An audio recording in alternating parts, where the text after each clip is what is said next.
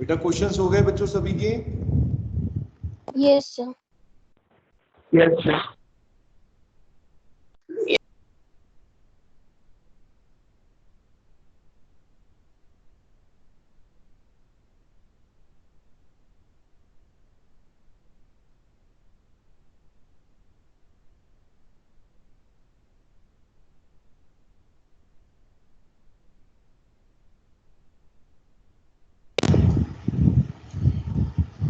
बोलो बेटा।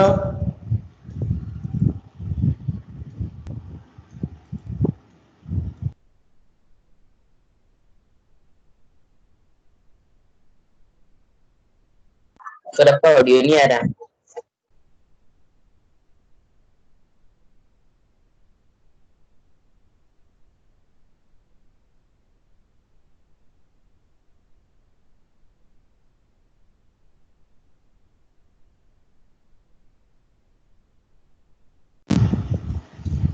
अब आ रही है आवाज? Yes yes sir. कम है आवाज मेरी, मेरे को कम आ रही है आपकी। चलो तो कौन सा क्वेश्चन पूछ रहे थे?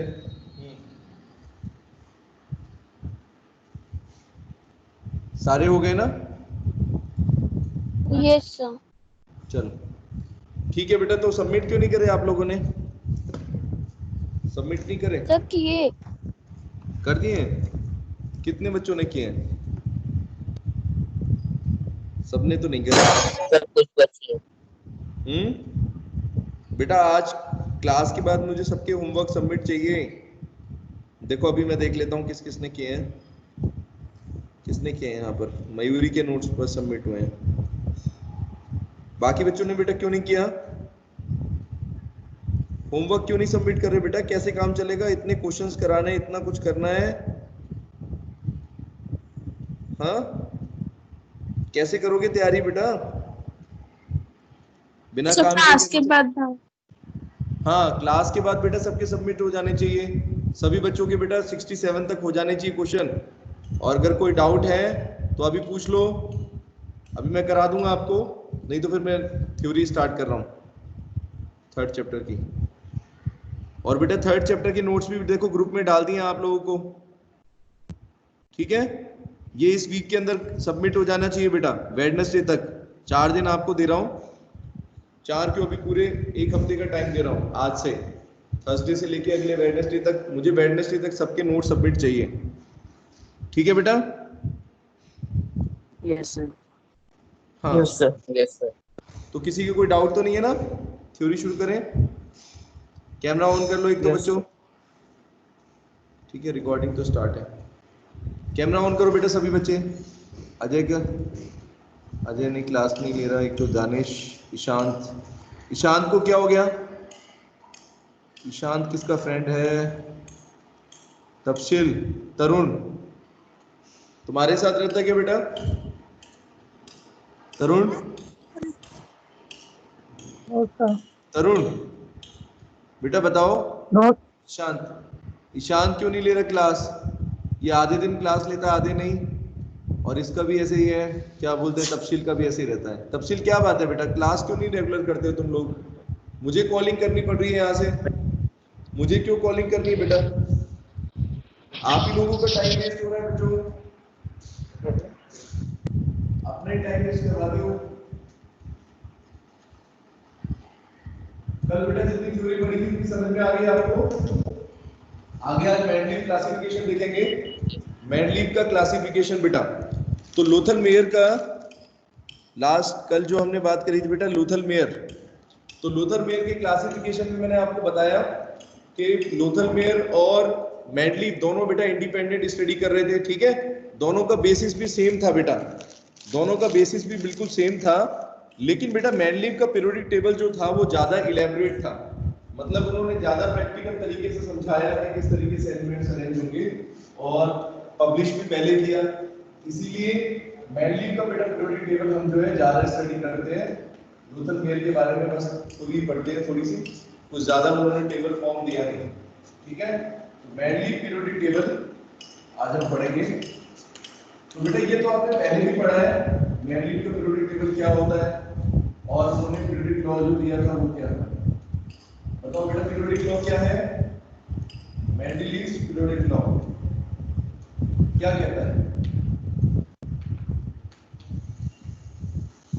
इसका स्टेटमेंट बेटा क्या था? The properties of the elements So are a periodic periodic function of all function of their elements are atomic. there.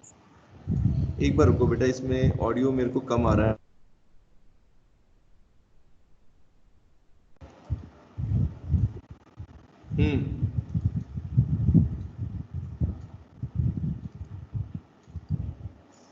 The properties of element are the periodic function of their atomic number.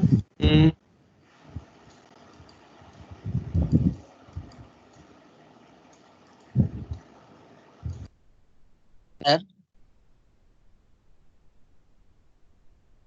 Sir आप IIT से हो? क्या कह रहे हो बताओ? Sir आप IIT से हो? हाँ,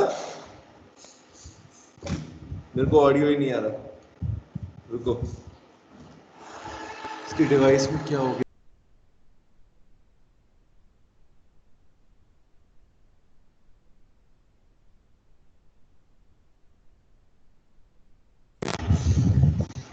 हाँ बेटा बोलो, क्या कह रहे हैं? सर आप आईआईटी से हो? इतना धीरे बोला है, कुछ समझ में ही नहीं आया। सर आप आईआईटी से हो क्या बोल रहे हैं? एक बार रुको बेटा।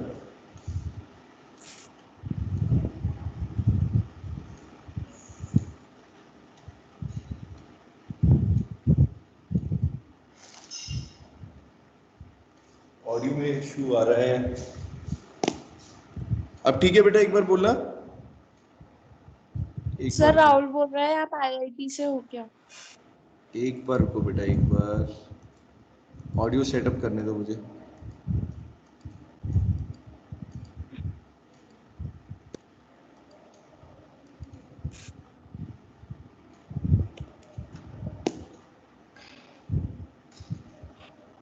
हाँ बेटा बोलो, क्या कह रहे थे आप लोग? सर राहुल बोल रहा है कि आप आईआईटी से हो क्या? राहुल पूछ रहा है कि आप आईआईटी से हो क्या? आईआईटी से। आईआईटी में बेटा कितनी सीट है आपको पता है इस वक्त? और उस टाइम पर 10 साल पहले 15 साल पहले कितनी सीट्स थी पता है? अब तो आप देखते हो 10,000 सीट्स हैं, उस टाइम पर सिर्फ 1000 सीट्स थी। ये देखो 1000 के लगभग थी बस। और इस एलाइड पैनल में आने के लिए बेटा इतना आसान नहीं होता, इतना आसान नहीं है। हाँ, आईआईटी के लिए प्रिपेयर करना और बेटा आईआईटी के लिए सिलेक्ट होना दो अलग अलग चीजें हैं, है कि नहीं? यस और सर। बेटा उस टाइम पर एक भी ये बात ये भी है कि बेटा कहीं ना कहीं मेरे मैथमेटिक्स में जो मेरा स्कोर था बेटा वो नहीं हो पाया। जो इशू था वो मैथमेटिक्स का था। इसीलिए बेटा मैं आप लोगों को बोलता हूँ कि हर एक सब्जेक्ट में बेटा मेहनत करो, किसी भी सब्जेक्ट को अपनी कमजोरी मत बनाओ, ठीक है? तो बेटा मैथ्स का जो इशू रहा वो टैकल नहीं हुआ। और ये भी एक पता होगा बच्चों, आप लोगों को जेई वाले बच्चों को भी पता होगा कि हर एक राउंड में सिलेक्ट होना जरूरी होता है, इंडिविजुअल कट ऑफ होता है उसका। जैसे कुछ एग्जाम के अंदर तो ओवरऑल होता है, लेकिन बेटा जेई के लिए, आईआईटी जेई के लिए, मेंस के लिए दोनों में इंडिविजुअल कट ऑफ होता है 33% का, या कुछ एक सेटअप है जो भी कट ऑफ आएगी उसका मिनिमम एक कट ऑफ बेटा होगा। तो ऐसे में क्या होगा कि अगर मान लो अगर एक बच्चा अगर 1% से भी रहता है तीनों में से किसी एक सब्जेक्ट में, तो बेटा वो सिलेक्ट नहीं होगा। समझ रहे हो मेरी बात? तो इस Yes, वजह sir. से बेटा, हाँ, मैथ्स की वजह से आज भी मैं रिग्रेट करता हूँ इस बात को कि शायद मेरे को अच्छे टीचर मिले नहीं, या जो मिले, ठीक है बेटा। तो मैंने भी कोचिंग ली थी उस टाइम पर, 2007 की बात है ये, 2007 में। तो बेटा मैथमेटिक्स में कहीं ना कहीं मेरा नहीं हो पाया, मतलब इंटरेस्ट भी थोड़ा कम था, और कोशिश तो करी मैंने, लेकिन मैथमेटिक्स में बेटा एक इशू रह गया। इसीलिए बेटा बोलता हूँ अगर आप लोगों को जेन्युइनली सिलेक्ट होना है बेटा, तो किसी सब्जेक्ट को अपनी कमजोरी मत बनाओ। खासतौर पे जो वायो वाले स्टूडेंट है मैं उनको देखता हूँ केमिस्ट्री में इंटरेस्ट कम ले रहे हैं। कुछ बच्चों को छोड़ दिया जाए, कुछ बच्चों को अगर छोड़ दो तो बाकियों के साथ बहुत इशू है। हाँ बेटा बोलो, ठीक है? तो किसी भी सब्जेक्ट को बेटा अपनी कमजोरी मत बनाओ, और जो चीज पढ़ रहे हो, कुछ बच्चे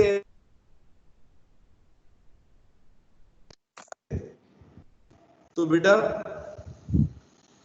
आप लोगों को मेरी एक ही सलाह है, देखो जो चीज पढ़ाई जा रही है ना, जैसे अभी चैप्टर 2 स्ट्रक्चर ऑफ एटम आपको मैंने पूरा पढ़ा दिया, चैप्टर 1 में भी काफी क्वेश्चंस कराए हैं, तो मान लो चैप्टर 2 के बाद शुरुआत करो। अब चैप्टर 2 के अंदर बेटा कल ही एग्जाम हुआ है जेई का, और नीट के भी एग्जाम होंगे अभी, तो प्रीवियस ईयर पेपर पे बेटा जितने क्वेश्चंस आ चुके हैं उनकी प्रैक्टिस कर डालो, जितने क्वेश्चन आए हैं बेटा सबकी प्रैक्टिस कर डालो, और जहां पर भी कोई भी क्वेश्चन आपको ऐसा मिलता है जो चैप्टर 2 के अंदर आपको नहीं आ रहा है, जिसमें प्रॉब्लम आ रही है, वो बेटा ग्रुप में शेयर करो, ग्रुप में शेयर कर सकते हो, व्हाट्सएप में डाल सकते हो, ठीक है कि सर ये क्वेश्चन क्या है, या आप मुझे क्लास में पूछ सकते हो कि सर ये क्वेश्चन एक बार अपलोड कर दो इसके ऊपर, और फिर हम उसको डिस्कस करेंगे। तो बेटा इस तरीके से प्रैक्टिस करिए, क्योंकि थ्योरी पहले उस चीज की थ्योरी पढ़ी आपने, उसको समझा, और अब क्वेश्चंस की प्रैक्टिस करो। अगर दोनों चीजें करोगे मिला के तभी बेटा रिजल्ट्स आएंगे अच्छे, ठीक है।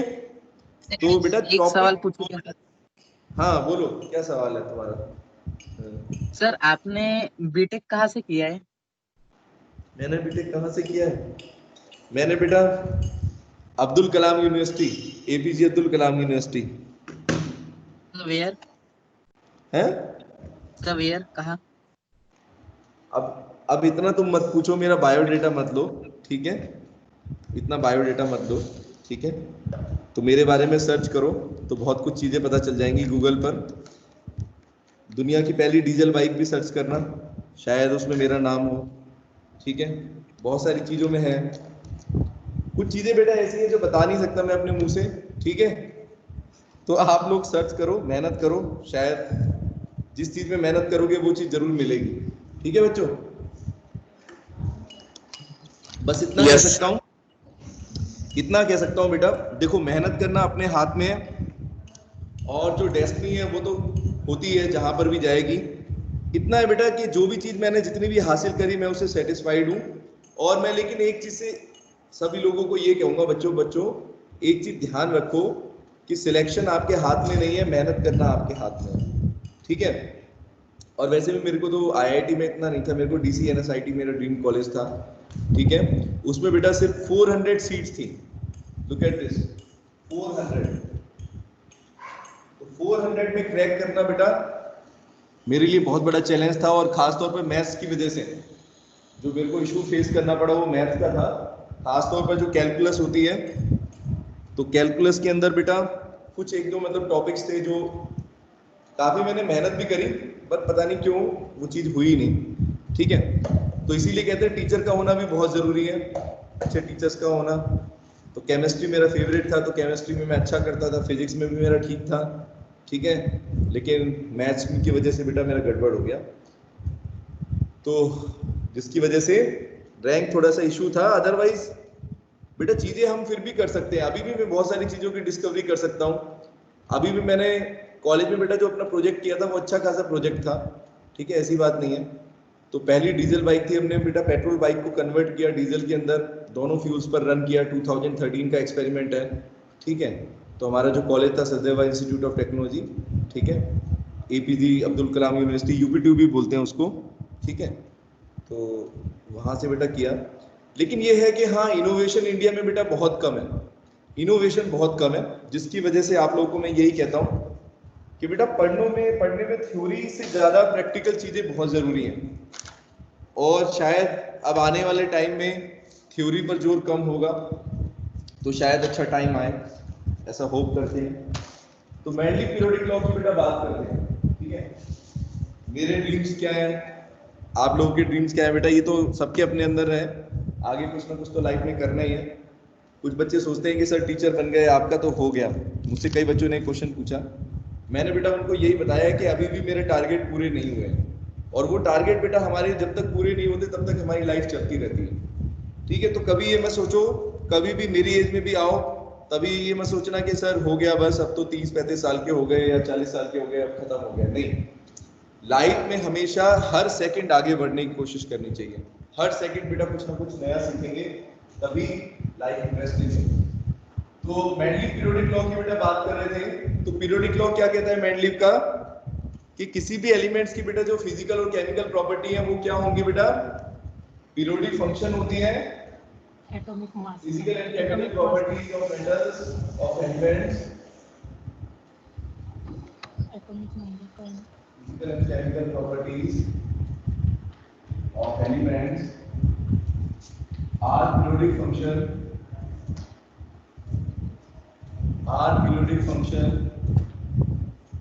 of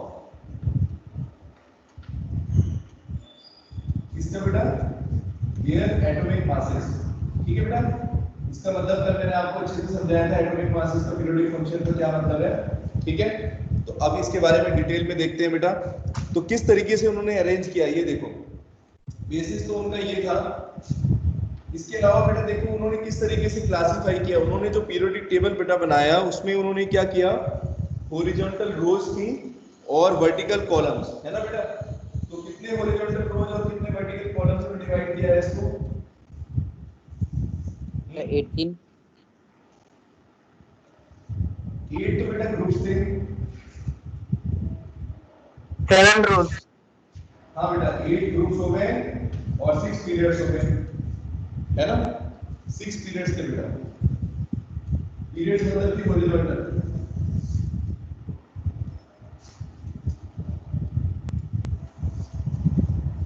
सिक्स बना दो, चलो 5 एक और है इस तरीके से।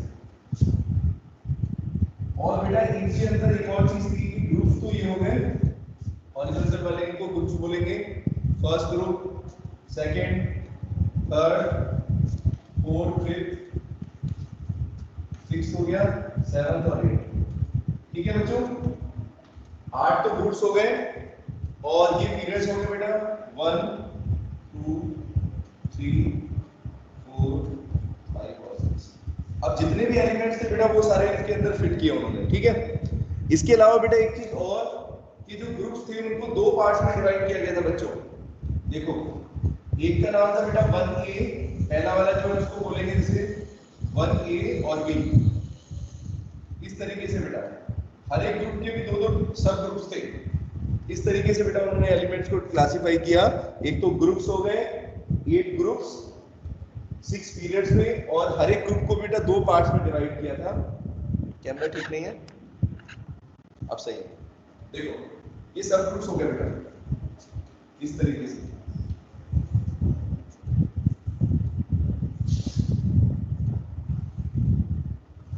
ठीक है, सही है बेटा, इस तरीके से एलिमेंट्स को लगाया उन्होंने। इसके अलावा बेटा और क्या चीज थी, mainly system of classifying elements was more elaborate than that of Lothar Meyer. तो ये तो मैंने आपको बता दिया, लोथल मेयर ने बेटा जो अरेंजमेंट दिया था वो बिल्कुल ऐसा ही था, इंक्रीजिंग एटॉमिक मास के बेसिस पे बेटा लगाया था। लेकिन मेंडलीव का ज्यादा इलैबोरेट था। इलैबोरेट का मतलब क्या होता है कि ज्यादा अच्छी तरीके से बेटा उन्होंने समझाया हर चीज के बारे में कि किसी एलिमेंट का कैसा अरेंजमेंट है, क्या प्रॉपर्टीज है, ज्यादा बेटर तरीके से आप समझ सकते हो उसे। ठीक है, चलो। Some elements did not fit in well with his classification if the order of atomic weight was strictly followed। एक और बेटा इंपॉर्टेंट चीज है कि कुछ ऐसे एलिमेंट भी बेटा थे जो मेनली जब अरेंज कर रहे थे इंक्रीजिंग एटॉमिक मास के हिसाब से, तो जो स्ट्रिक्टली बेटा उन्होंने फॉलो नहीं कर रहे थे। मतलब कि उनकी प्रॉपर्टी जैसे अब अगर आप यहाँ लगाओगे इंक्रीजिंग ऑर्डर में तो 1 से शुरू करोगे, हाइड्रोजन, हीलियम, इस तरीके से। ठीक है, तो यहाँ पर बेटा कुछ ऐसे एलिमेंट भी आएंगे। एक बार पीरियोडिक टेबल देखता हूँ मैं, आपको बताता हूँ उसमें से कुछ स्क्रीनशॉट भेजूंगा मॉडर्न पीरियोडिक टेबल का और मेंडलीव वाला। तो अगर मेंडलीव का बेटा पीरियोडिक टेबल देखें तो उसमें आपको क्या दिखाई देगा, ये देखो इस तरीके से किया था उन्होंने। 1905 के अंदर जो पीरियोडिक टेबल था वो ये है, स्क्रीनशॉट भेजूंगा आपको, ऐसे समझ में नहीं आएगा। तो बेटा फर्स्ट एलिमेंट जो है वो हीलियम, इन्होंने उसको ग्रुप 0 में लगाया। ठीक है, अच्छा एक ग्रुप 0 भी उन्होंने बनाया था आगे। ग्रुप 1 से तो ये हो गया हीलियम से स्टार्टिंग। ठीक है, और यहाँ पर एक और ग्रुप रखा 0 के अंदर हाइड्रोजन लिख रखा। ठीक है सर, हीलियम 0 में था और हाइड्रोजन 1 में था। रुको बेटा, हीलियम, हाँ ये 0 वाले के अंदर उन्होंने इनर्ट गैसेस को रखा था। क्या कह रहे हो? सर यही बता रहे थे वो 0 में हीलियम है करके। 0 में बेटा उन्होंने इनर्ट गैसेस को रखा हुआ है बच्चों, इनर्ट गैसेस। हाँ, हीलियम, नियोन, आर्गन, क्रिप्टन, अभी क्या है ना, मैंडली वाला इतना ज्यादा इंपॉर्टेंट नहीं है, मतलब कहने का मतलब उतना ज्यादा पूछा नहीं जाता है, इसलिए मेरे ध्यान में कम रहता है। तो बेसिकली लेकिन पढ़ना तो है बेटा, अपने को पढ़ना तो है हमें कि इसमें क्या चीजें हैं, ठीक है। चलो, तो हीलियम, नियॉन, आर्गन, क्रिप्टन, ये सब जो भी एलिमेंट डिस्कवर हुए थे उस वक्त बेटा सारे हुए भी नहीं थे, लगभग 90 के आसपास थे, ठीक है।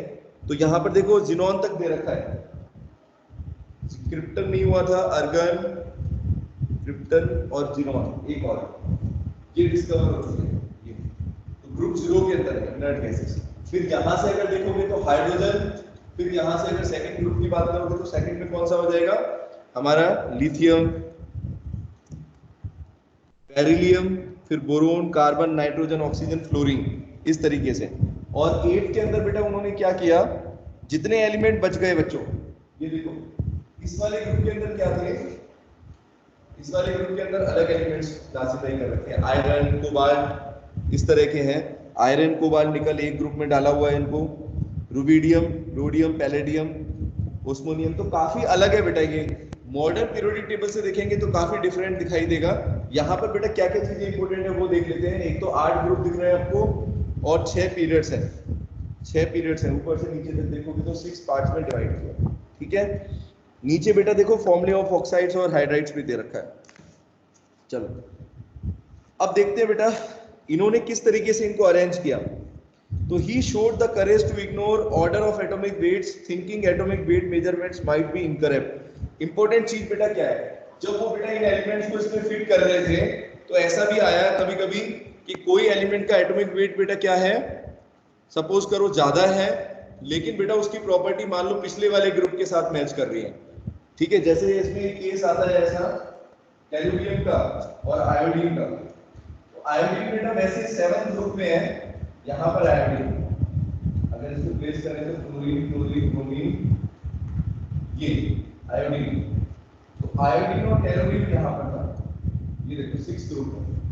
तो बेटा क्या हुआ कि आयोडीन का जो मास था वो टेलुरियम से कम था बच्चों। दिखाता हूं आपको इसकी वैल्यू कितनी है। आयोडीन का मास लगभग, ये रहा, कहीं तो वैल्यू लिखी थी, अच्छा एग्जैक्ट वैल्यू तो देखनी पड़ेगी, रुको। आयोडीन का 127 है और टेलुरियम का भी 127 है, इसमें लगभग अप्रोक्सीमेटली अगर देखें तो इस तरीके से आ रहा है। तो आयोडीन का बेटा मास थोड़ा सा टेलुरियम से कम था, अगर पॉइंट्स में निकालें तो थोड़ा सा कम आएगा, ठीक है। उसके बावजूद बेटा उसके बाद भी उन्होंने आयोडीन को पहले नहीं प्लेस किया, ठीक है। अब जैसे मान लो आयोडीन का अगर मास कम है तो बेटा पहले आना चाहिए था, टेलुरियम बाद में आना चाहिए था बच्चों, है कि नहीं। लेकिन बेटा क्योंकि आयोडीन की प्रॉपर्टी क्यों नहीं बेटा उन्होंने यहाँ पर प्लेस किया, इस ग्रुप में क्यों नहीं प्लेस किया 6 में, इसमें क्यों किया, क्योंकि बेटा आयोडीन की जो प्रॉपर्टी उन्होंने जब कैलकुलेट करी, मेजर करी, ठीक है, उनको निकाला, तो बेटा किससे मैच कर रही थी वो प्रॉपर्टीज, आयोडीन की प्रॉपर्टी बेटा किससे मैच करेंगी राहुल, ये देखो ये चारों एलिमेंट जो दे रखे हैं, fluorine, chlorine, bromine, iodine, halogens बोलते हैं इनको, ग्रुप 7 एलिमेंट्स। अभी तो ग्रुप 7 में दिख रहे हैं आपको और मॉडर्न पीरियोडिक टेबल में बेटा ग्रुप 17 में होते हैं। तो अगर इन एलिमेंट्स की प्रॉपर्टी बेटा देखोगे तो ये सारी प्रॉपर्टी जैसे दिखा रहा था आयोडीन, क्योंकि आयोडीन में भी आउटर मोस्ट शेल में बेटा कितना इलेक्ट्रॉन की कमी होती है, 1 इलेक्ट्रॉन की कमी होती है ना, स्टेबल होने के लिए। तो बेटा इसकी आयोडीन की प्रॉपर्टी जो है क्योंकि इस ग्रुप के साथ मैच कर रही है, तो उन्होंने क्या किया, इसको आगे ना रख के टेलुरियम को इधर रखा और इसको इधर रखा। तो बेटा कहने का मतलब क्या है, ये भी बहुत बड़ी चीज है। जैसे कहते हैं ना कॉमन सेंस की बात है, इन्होंने बेटा बहुत ध्यान से एलिमेंट्स को अरेंज किया। ही प्लेस्ड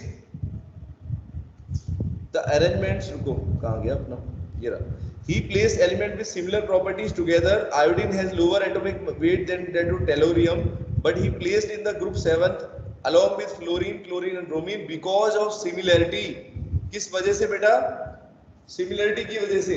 तो मतलब जिसको पीरियोडिसिटी उन्होंने बोला बेटा, उस चीज का बहुत ध्यान रखा कि ग्रुप में जितने भी एलिमेंट बेटा उन्होंने लगाए, उन्होंने कोशिश करी कि जो भी एलिमेंट्स की प्रॉपर्टी अगर कॉमन होती है, अगर थोड़ा बहुत एटॉमिक मासेस बेटा कम या ज्यादा निकलता है, तो उन्होंने सोचा हो सकता है कि कैलकुलेशन क्या हो बच्चों, गलत हो सकती है, तो इसलिए उन्होंने क्या किया, he showed the courage to ignore order of atomic weights thinking atomic weights measurement might be incorrect. हो सकता है कि कैलकुलेशन करने की में कोई ना कोई कमी रह गई हो, कोई गलती मिस्टेक हो, इस ऐसा सोचकर उन्होंने कहा हो सकता है ये बात हो, तो इसलिए उन्होंने एलिमेंट्स को इस तरीके से अरेंज किया।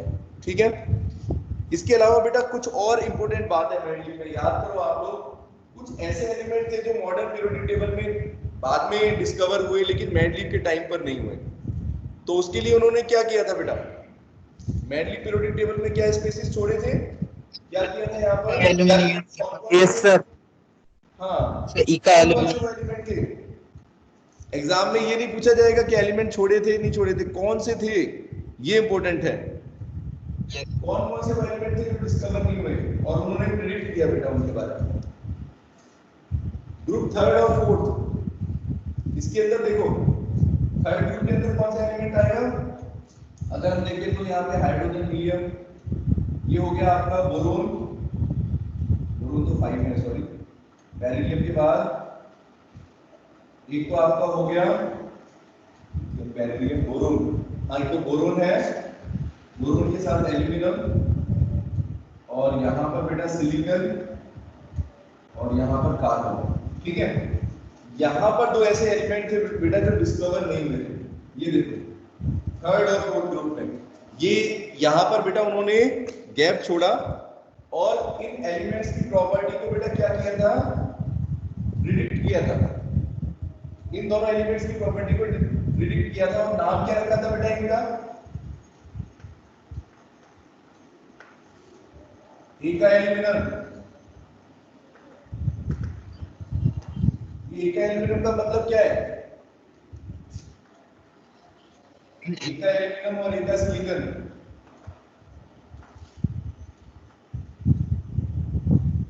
बताओ बेटा, पढ़ा है इसके बारे में किसी ने? हाँ, 10th क्लास में भी तो था।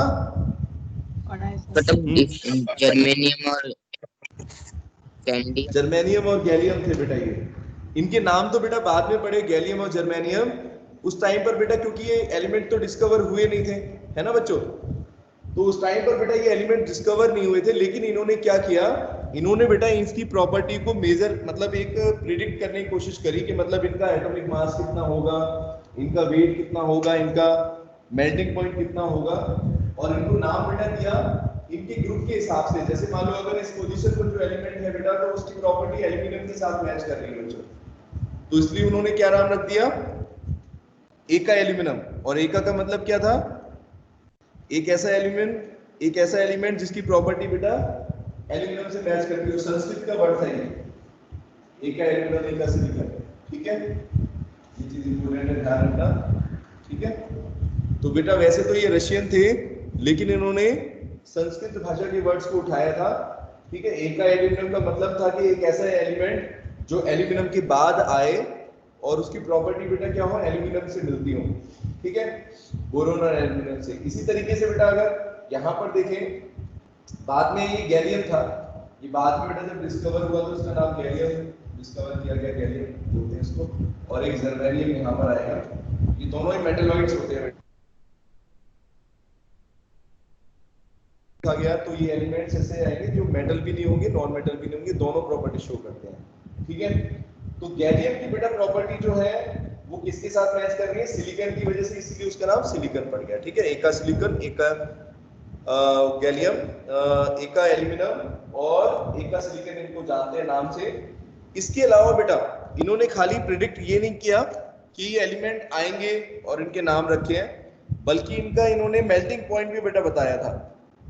ठीक है, later on when these elements were discovered their property were found to be exactly similar to those predicted by Mendeleev. तो मेंडलीव ने बेटा क्या किया था, जो दोनों एलिमेंट्स के मेल्टिंग पॉइंट बताए थे, ये देखा गया बेटा उनके मेल्टिंग पॉइंट की वैल्यू भी बिल्कुल सेम आई। अगर इनकी बात करें तो इन्होंने बेटा जो प्रेडिक्ट किया, मैं आपको बता देता हूं एक बार वैल्यू देखकर कितनी है। तो जर्मेनियम का बेटा जो एटॉमिक मास उन्होंने कैलकुलेट किया था, देखो जर्मेनियम के बारे में अगर 72 था, जो मेंडलीव ने प्रेडिक्ट किया वो 72 था जर्मेनियम का एटॉमिक वेट। और बेटा अगर आज की डेट में पढ़ते हैं तो कितना आता है 72.6। बाद में जब कैलकुलेट किया गया, जब डिस्कवर हुआ एलिमेंट, तो पता चला 72.6 था। तो बेटा देख लो कितना करीब प्रिडिक्ट किया उन्होंने, लगभग सेम ही बोल सकते हो आप। इसी तरीके से बेटा अगर उन्होंने गैलियम की बात करें तो गैलियम का बताया था 68 और आया बेटा कितना 70। तो काफी क्लोज बेटा उन्होंने प्रेडिक्ट किया था, है ना। इसी तरीके से डेंसिटी को भी प्रेडिक्ट किया 5.9, ठीक है, और आई 5.94। तो काफी सारी चीजें बेटा जो थी, इन्होंने मेल्टिंग पॉइंट भी बताए थे, काफी कम होगा ये बताया था। अगर इसकी बात करें एका एल्यूमिनियम की यानी जर्मेनियम का मेल्टिंग पॉइंट काफी कम बताया था। तो कितना आया इसका जब मेजर किया गया, जब डिस्कवर हुआ तो उसके बाद देखा लगभग 30 केल्विन, 30 केल्विन। तो 30 केल्विन कितना कम होता है, बहुत ही लो टेम्परेचर हो गया, ठीक है, लो मेल्टिंग पॉइंट हो गया। इसी तरीके से बेटा देखो इन्होंने जर्मेनियम का बताया था कि काफी ज्यादा होगा मेल्टिंग पॉइंट। तो जर्मेनियम का बेटा लगभग 1231 है, कितना केल्विन, इसका लगभग 30 केल्विन। तो ये उन्होंने बेटा जो लगभग प्रॉपर्टी मैंने बताया ना, जो भी प्रोडिक्ट करी, डेंसिटी प्रिडिक्ट करी, atomic mass, melting point, oxide कैसे होंगे, क्लोराइड कैसे होंगे, काफी सारी प्रॉपर्टी बेटा जो उन्होंने बताई, ऐसे कैसे क्या हुआ वो सही पाई गई। इसीलिए बेटा मेंडलीव के कंट्रीब्यूशंस में इसको वैल्यू दी जाती है इतनी। चलो और देखते हैं इनके बारे में। एक तो हो गया ये वाला प्रिडिक्शन वाला। इसके बाद बेटा और क्या चीज थी, अब देखो एक और चीज है कि मेंडलीव के जो पीरियोडिक टेबल है उसमें आप देखोगे बेटा बहुत ही प्रॉपर तरीके से, सिस्टमेटिक तरीके से बेटा हो रही है। अगर हम इसमें कंट्रीब्यूशन की बात करें, है ना, तो मेंडलीव का पीरियोडिक टेबल के बेटा क्या क्या कंट्रीब्यूशन है ये और देख लेते हैं हम एक एक करके। तो बेटा इसमें अगर आप देखोगे कंट्रीब्यूशंस की बात करेंगे, सबसे पहला तो बेटा यही है सिस्टमेटिक स्टडी ऑफ एलिमेंट्स। अभी तक बेटा जितने भी पीरियोडिक टेबल इससे पहले आए थे, चाहे डोबरनियर था या न्यूलैंड था, ठीक है, इन लोगों ने बेटा एलिमेंट्स को क्लासिफाई तो किया था, लेकिन सभी एलिमेंट्स को बेटा एक साथ नहीं क्लासिफाई कर पाए और उतना अच्छे तरीके से क्लासिफिकेशन नहीं किया था जितना बेटा मेंडलीव ने किया। तो सबसे बड़ा फायदा तो यही हुआ कि मेंडलीव के पीरियोडिक टेबल के आने के बाद बेटा सिस्टमेटिक स्टडी कर पाए हम। जैसे अगर मान लो हमें किसी एक एलिमेंट, एक ग्रुप के एलिमेंट्स की प्रॉपर्टी को स्टडी करना है ना बेटा, अगर मान लो ग्रुप 0 को देखना है, ग्रुप 1 को देखना है, कोई भी ग्रुप हो, अगर उसके एलिमेंट की प्रॉपर्टी को स्टडी करना है तो बेटा अब बहुत आसान हो गया हमारे लिए स्टडी करना, है ना। अगर आप सोडियम की प्रॉपर्टी को बेटा स्टडी करना चाहते हो,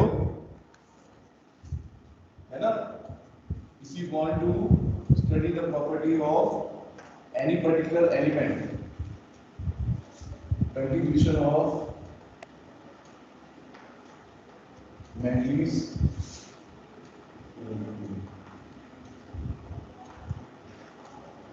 क्या क्या कंट्रीब्यूशन है? फर्स्ट है सिस्टमैटिक स्टडी, सिस्टमैटिक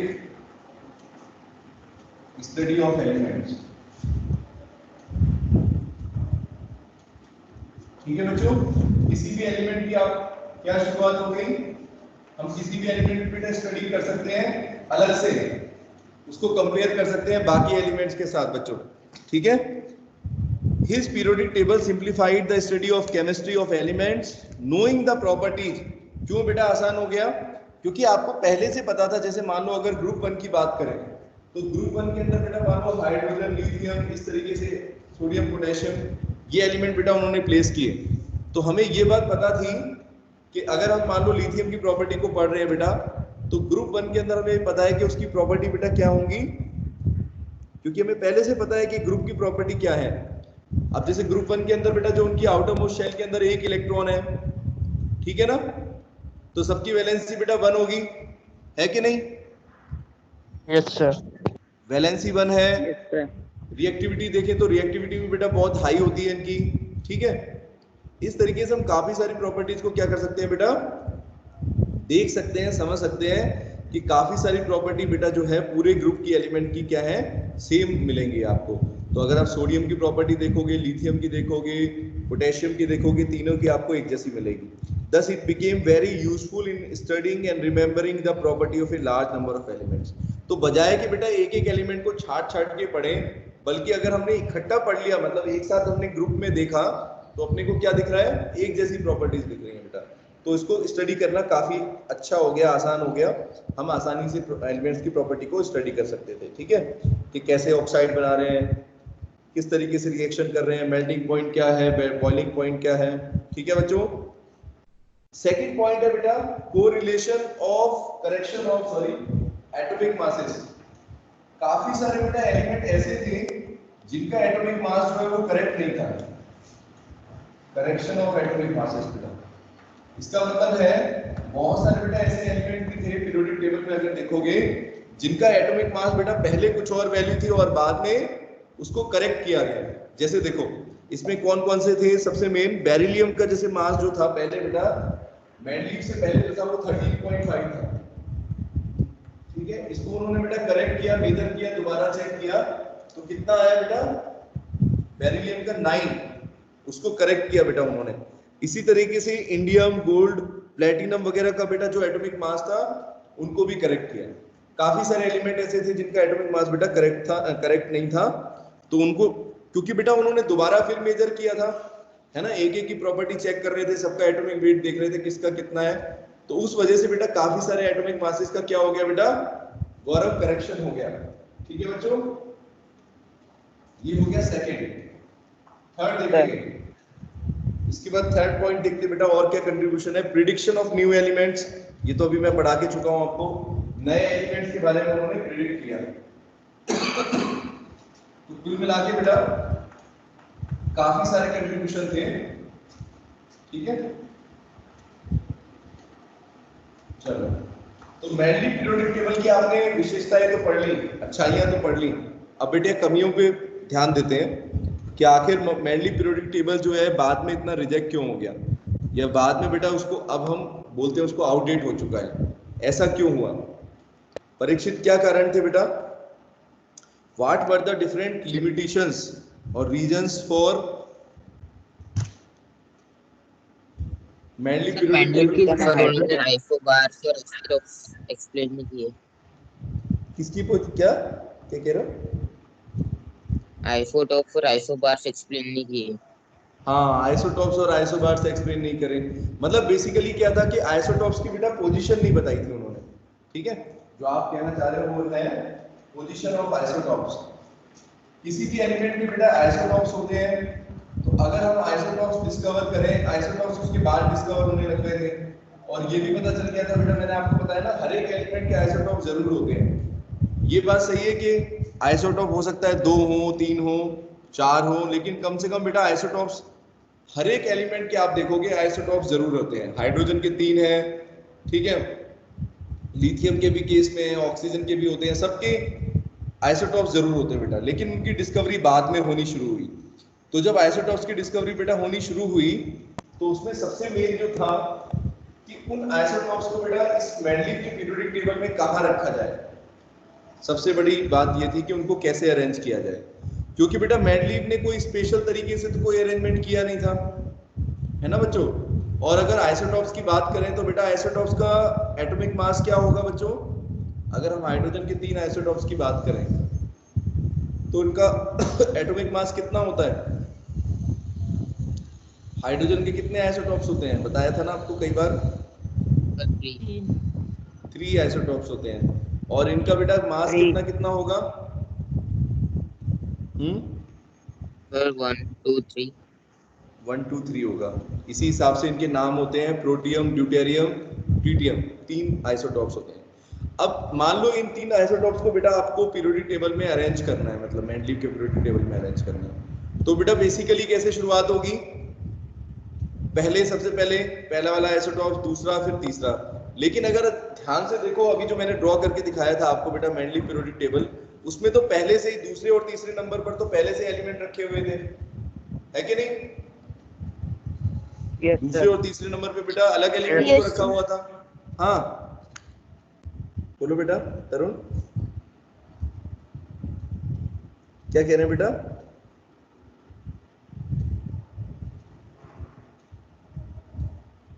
हाँ क्या कह रहे थे बताओ ना, आवाज ही नहीं आ रही उसकी। हाँ तो बेटा अब मान लो पहले से बेटा हमने एलिमेंट रख रखे हैं, जैसे तीसरे नंबर पे हमने लिथियम रख रखा है, ठीक है बेटा। तो उसमें कहां से रखते हैं हम, हमारे पास कोई ऑप्शन नहीं था, है ना। दूसरे पे बेरिलियम, फिर लिथियम, इस तरीके से बेटा हमने रख रखे हैं। तो ऐसे एलिमेंट्स को अगर बेटा हमने अरेंज कर रखा है तो बहुत बड़ी इशू था कि किस तरीके से इन एलिमेंट्स को लगाया जाए, ठीक है। क्योंकि बेटा पहले से ही एटॉमिक नंबर के हिसाब से हमने एलिमेंट्स को जगह दे दी, अब आइसोटॉप के लिए कोई स्पेशल जगह सोचनी पड़ेगी, और ऐसा बेटा उन्होंने बताया नहीं था मेंडलीव ने अपने पीरियोडिक टेबल में, ठीक है। तो ये बेटा पहला लिमिटेशन हो गया जो आपने बताया, position of isotopes according to Mendeleev classification these should be placed at different places depending upon their atomic masses, है ना। एटॉमिक मास के ऑर्डर में लगा रहे थे वो, तो हाइड्रोजन का एक आइसोटॉप का कम है, फिर ज्यादा है, फिर उससे ज्यादा है, तो बेटा उनके लिए तो अलग अलग पोजीशन होनी चाहिए, लेकिन ऐसा कुछ बेटा स्पेशल जगह उन्होंने दी नहीं थी, तो इसलिए ये लिमिटेशन है। इसके अलावा बेटा इससे भी इंपॉर्टेंट चीज क्या थी, सबसे मेन एक हाइड्रोजन को नहीं, हाँ क्या बेटा, हाइड्रोजन के टेबल में हाइड्रोजन को जगह नहीं मिली थी। हाँ हाइड्रोजन को जगह नहीं मिली, ऐसा क्यों हो रहा था राहुल, क्यों जगह नहीं मिल रही उसको? क्योंकि हाइड्रोजन को हम फर्स्ट ग्रुप में भी रख सकते हैं और सेवेंथ ग्रुप में भी रख सकते हैं। हाइड्रोजन बेटा एक ऐसा एलिमेंट है, देखो बच्चों, हाइड्रोजन वैसे अगर आप पढ़ोगे तो नॉन मेटल्स में आता है बच्चों, नॉन मेटल की कैटेगरी में है, नॉन मेटल ही बोलते हैं हाइड्रोजन को। लेकिन बेटा हाइड्रोजन के लिए अलग से चैप्टर भी है, तो उसमें पढ़ेंगे। हाइड्रोजन बेटा एक ऐसा एलिमेंट है, देखो सुनो, जो बेटा वैसे तो नॉन मेटल है, लेकिन कई बार क्या होता है, जब हाइड्रोजन को अगर हम देखें नॉन मेटल्स के साथ जो कंपाउंड बनाता है बेटा, तो वहां पर वो क्या करता है, अपने आप को मेटल की तरह शो करता है। मतलब कुछ प्रॉपर्टी बेटा उसके अंदर क्या है, मतलब स्पेशल एलिमेंट है, आप समझ के चलो। जैसे हाइड्रोजन के पास एक इलेक्ट्रॉन है बेटा, तो दानिश क्या करेगा, वो कई बार क्या करता है बेटा, अपना एक इलेक्ट्रॉन डोनेट कर देता है, जब देखता है कि उससे ज्यादा इलेक्ट्रोनेगेटिव एलिमेंट है, यानी उससे ज्यादा नॉन मेटल है, कोई स्ट्रॉन्ग नॉन मेटल है, जैसे क्लोरीन के साथ अगर कंपाउंड बनाएगा बेटा हाइड्रोजन, तो क्या करेगा, इलेक्ट्रॉन को डोनेट कर देगा, लो रख लो मेरा इलेक्ट्रॉन, ठीक है। और ऐसी प्रॉपर्टी तो बेटा मेटल्स के अंदर होती है। तो काफी सारी बेटा प्रॉपर्टी जो है नॉन मेटल की, मतलब नाइट्रोजन हाइड्रोजन की पूरी तरीके से नॉन मेटल नहीं है। अब वैलेंसी भी मैं आपको बता रहा हूं, तो बेटा ये दोनों वैलेंसी शो करता है, +1 भी शो करता है बच्चों और -1 भी शो करता है। क्योंकि अब जैसे मान लो एक इलेक्ट्रॉन है इसके पास, तो देखना बेटा, चाहे तो ये बेटा इसके पास दो ऑप्शंस है, चाहे तो ये एक इलेक्ट्रॉन को बेटा डोनेट कर दे मेटल्स की तरह, है ना, सोडियम की तरह, या फिर बेटा क्या कर सकता है, एक इलेक्ट्रॉन को गेन करने की कोशिश कर सकता है बच्चों, है ना तरुण।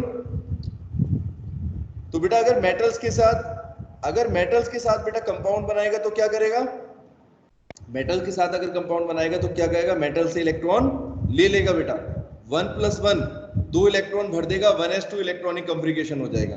H- जो मैंने आपको बताया था, H- इलेक्ट्रॉनिक कॉन्फ़िगरेशन अगर देखोगे तो बेटा इस तरह के कंपाउंड भी बनाता है। और आपको ये भी पता है कि H+ भी बनाता है, प्रोटॉन जिसको बोलते हैं। तो प्रोटॉन में क्या होता है, एक इलेक्ट्रॉन होता है बेटा, वही वो डोनेट कर देता है ना बच्चों। H+ बोलते हैं जिसको, H+ आयन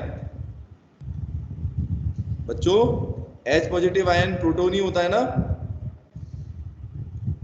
तो हाइड्रोजन की बेटा ये प्रॉपर्टी की वजह से क्या हुआ, बहुत ही मुश्किल हो गया कि हाइड्रोजन को कहां प्लेस किया जाए। तो बेटा उन्होंने क्या किया, मेंडलीव ने इसको कोई एक जगह पर नहीं रखा, इन्होंने हाइड्रोजन की जो पोजीशन थी वो फिक्स नहीं रखी, मतलब ग्रुप 1 में भी रख दिया उसको और ग्रुप 7 में भी रख दिया, जिसकी वजह से बेटा क्या हुआ, अब आप मान लो एक एलिमेंट को अगर दो जगह रखोगे तो बेटा कहीं ना कहीं ये चैलेंज तो है।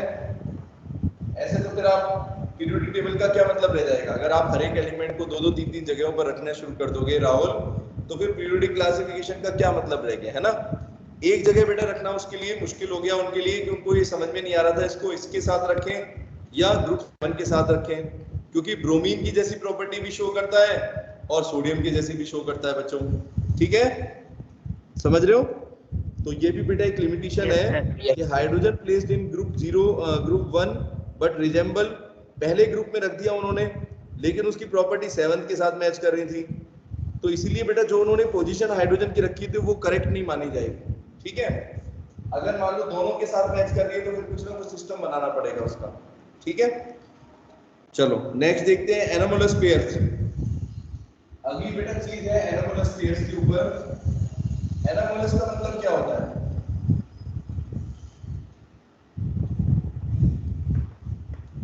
बेटा एक वर्ड होता है एनामोली। एनामोली समझ पढ़ा है आपने? एनालॉगस पढ़ा होगा। एनालॉगस पढ़ा है सर। हाँ एनालॉगस पढ़ा है। एनालॉगस, अच्छा एक एनालॉगस होता है, एक एनोमोलस है, ये दो अलग अलग वर्ड है। सुनो, एक एनालॉगी होती है, एनालॉगी का मतलब बेटा क्या होता है, और एक एनामो, दो वर्ड है। एनालॉगी तो बेटा क्या होती है बताओ जरा। अगर दो चीजों के बीच में बेटा कुछ कॉमन चीजें होती हैं, एनालॉगस, उसको एनालॉगी बोलते हैं। जैसे मान लो अगर हम बेटा स्ट्रक्चर ऑफ एटम में पढ़ रहे थे, जैसे वहां पर आया था ना रदरफोर्ड का मॉडल, तो उन्होंने बेटा स्ट्रक्चर ऑफ एटम को बेटा किससे कंपेयर किया? सोलर सिस्टम से, है ना। तो आप क्या बोलोगे? एनालॉगस हो गया, एनालॉगी करी उन्होंने। जिस तरीके से सन था, जिस तरीके से सोलर सिस्टम के अंदर बेटा सन है, उसी तरीके से उन्होंने कहा ये न्यूक्लियस है ना बेटा। तो वो तो हो गई एनालॉगी। एक होता है एनोमोलॉजी, एनोमोलॉगस, एनोमोलियस, एनोमोलियस पेयर, एनोमोलियस। एनोमोलियस का मतलब क्या है?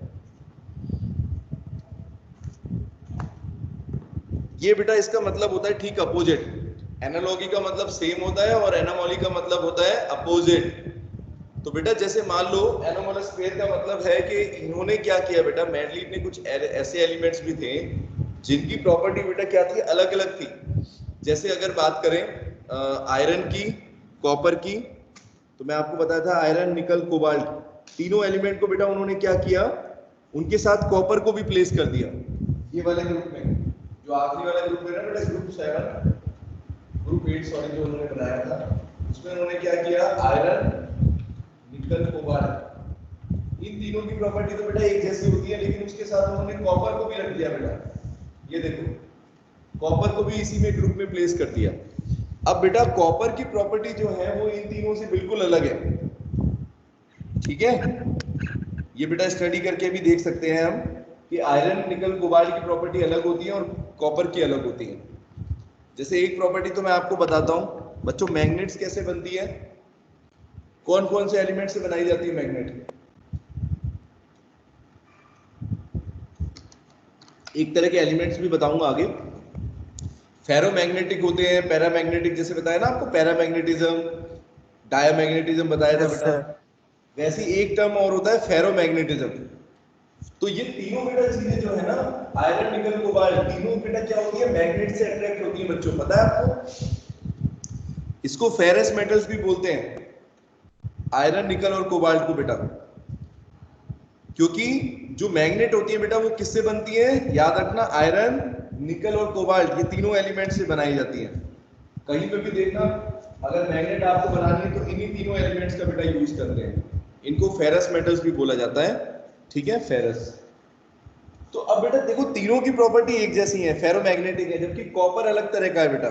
कॉपर की प्रॉपर्टी फेरोमैग्नेटिक वाली नहीं है। फिर भी बेटा उन्होंने क्या किया, कॉपर को इनके तीनों के साथ प्लेस कर दिया।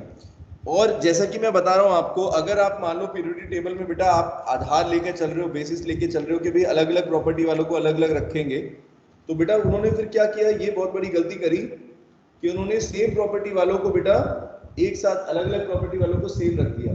कॉपर की प्रॉपर्टी बेटा आयरन से बिल्कुल भी सेम नहीं है, बहुत अलग है,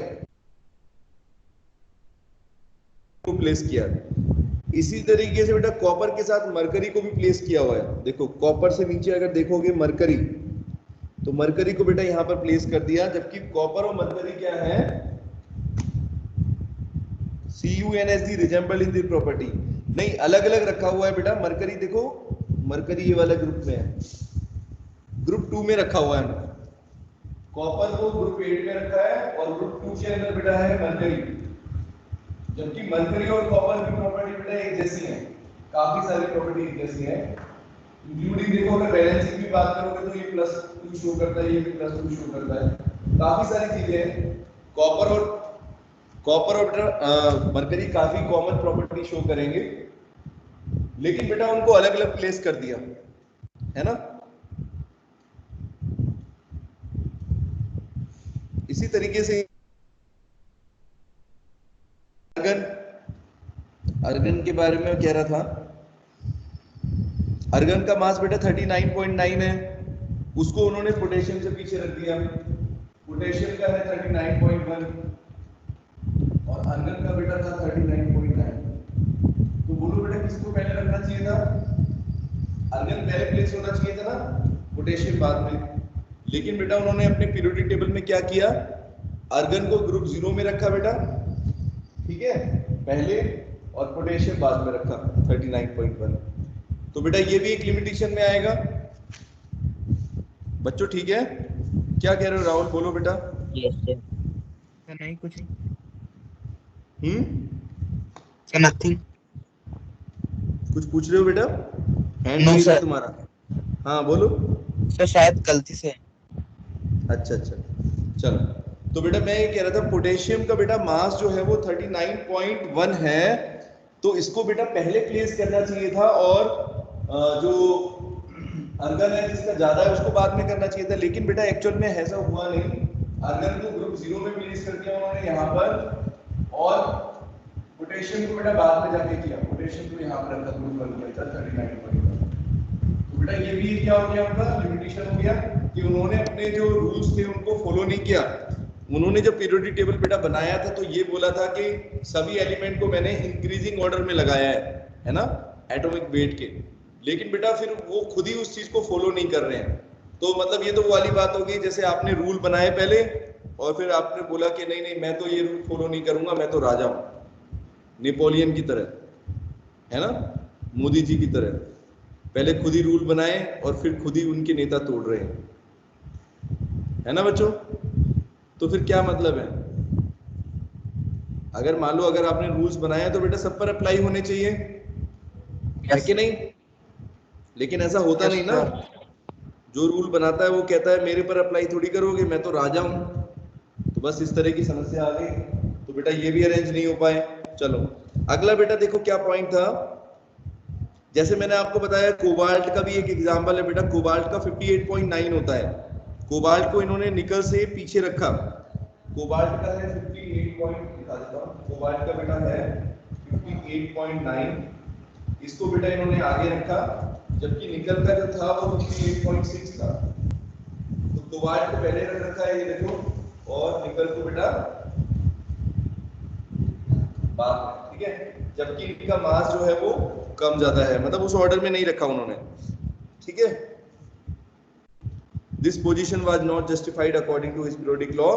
तो बेटा अपने खुद के पीरियोडिक लॉ को मेंडलीव ने कई जगह क्या किया, चेंज कर दिया, उसको नहीं माना। तो ये भी एक लिमिटेशन है बहुत बड़ी। इसके बाद बेटा नेक्स्ट है सम सिमिलर एलिमेंट्स आर, मैंने बताया सेपरेट कर दिया और डिसिमिलर को अलग कर दिया। जैसे यहाँ पर कॉपर का मैंने आपको बताया, कॉपर को बेटा उन्होंने क्या कर दिया, लिथियम सोडियम पोटेशियम के साथ प्लेस किया, जबकि सिल्वर, कॉपर, सिल्वर और गोल्ड, इन तीनों के साथ बेटा, इन तीनों की प्रॉपर्टी अगर आप देखो बिल्कुल अलग है, जबकि दोनों को बेटा एक ही ग्रुप के अंदर प्लेस कर दिया। उन्होंने जो सब ग्रुप्स बनाए थे ना, उसके अंदर बेटा वो किसी भी एलिमेंट को फिट कर रहे थे, जो उनको लगा उस हिसाब से उन्होंने प्लेस कर दिया, जबकि उन्होंने ये नहीं देखा कि प्रॉपर्टी कॉमन है या नहीं है, ठीक है बच्चों। उसका रीजन मैं आपको बताऊंगा अभी।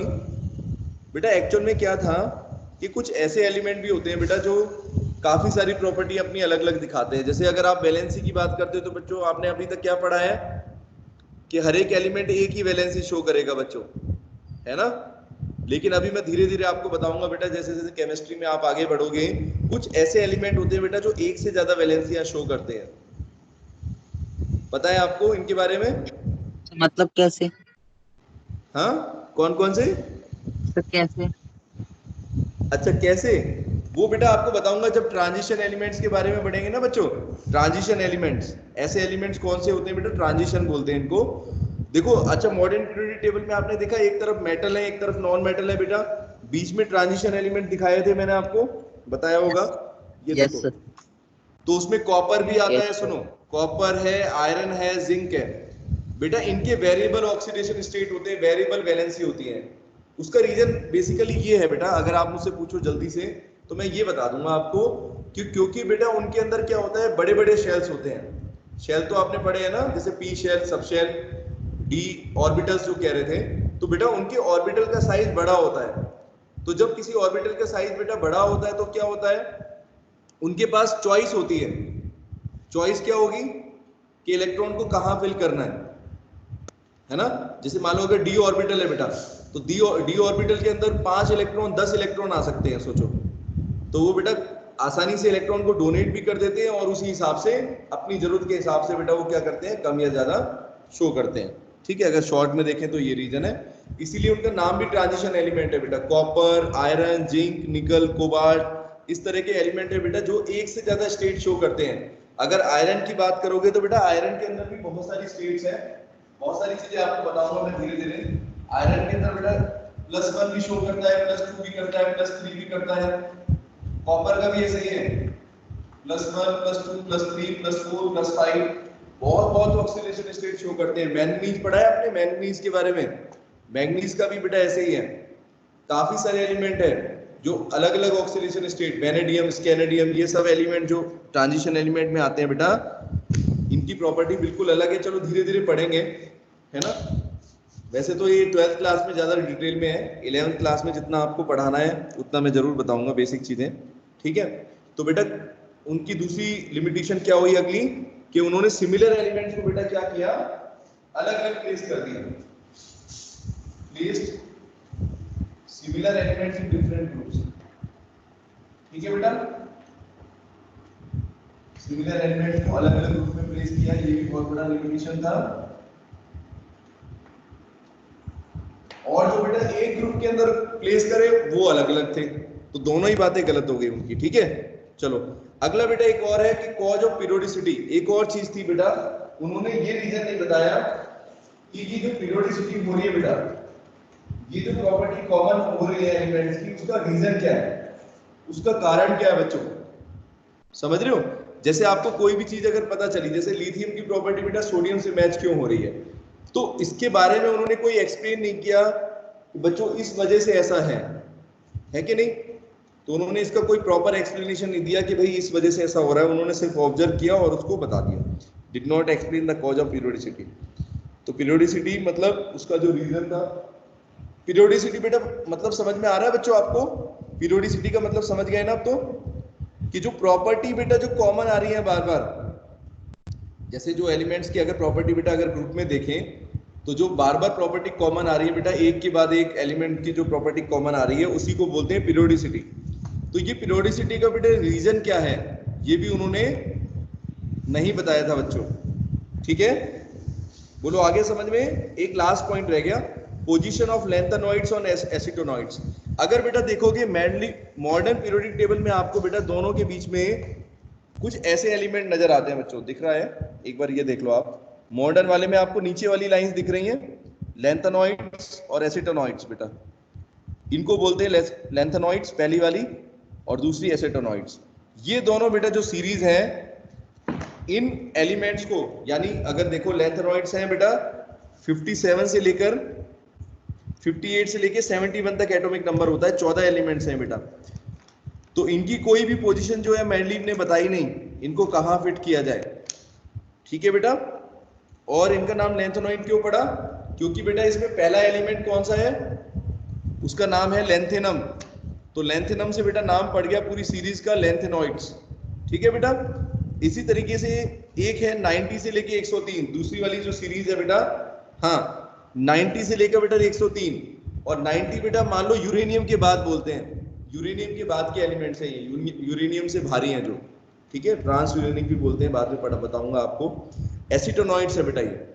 एसीटोनॉइड्स की शुरुआत कहां से होती है, इनका नाम कैसे पड़ा बेटा, एसिटिनियम, एक एलिमेंट है एसिटिनियम, और इसके नाम पर ही बेटा इनका नाम पड़ गया एसीटोनॉइड्स। ठीक है, तो ये दो सीरीज जो थी बेटा मैंडलीव के पीरियोडिक टेबल में आपको नहीं मिलेंगी, क्योंकि उन्होंने प्लेस ही नहीं किया उसको।